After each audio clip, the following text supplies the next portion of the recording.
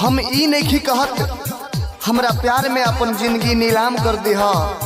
हम ई नहीं कहत हमरा इंतजार में अपने आप के बदनाम कर दिहा।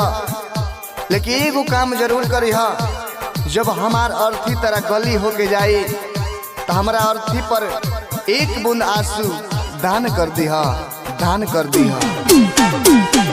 आपका घर कहाँ हो कैसन लव के, हो कैसन लव के रवलू बीमारी, दवाई कोनो काम न करे हो।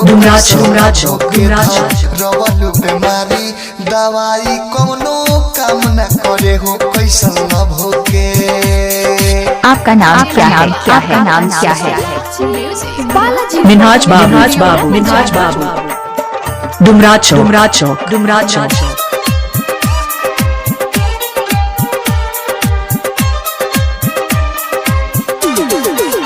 हो मुश्किल भइल बाबे हमर जिया, कबो छूटत नहीं खजाना हमर पियल।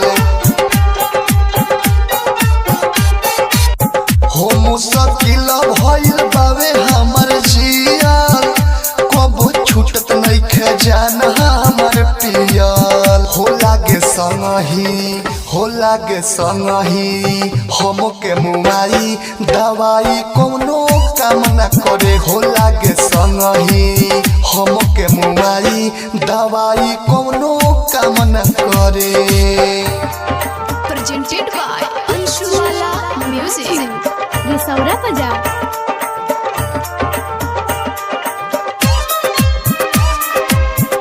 Balaji recording studio Jadavpur.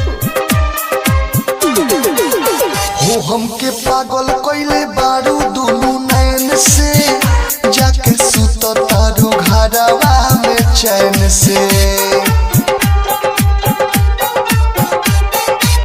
हो हमके पागल कइले बारू दुनू नैन से, जाके सुत तारू घरवा में चैन से। हो हर जगह तोहर, हो हर जगह तोहर लौके पर छाई, दवाई कोनो काम न करे। हो हर जगह तोहर लौके पर छाई, दवाई कोनो काम न करे।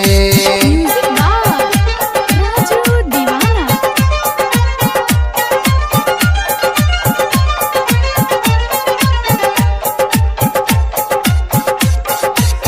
विदेशी यादव कबो दिल न लगई है, भोले जिंदगी अकेला ही बीतई है।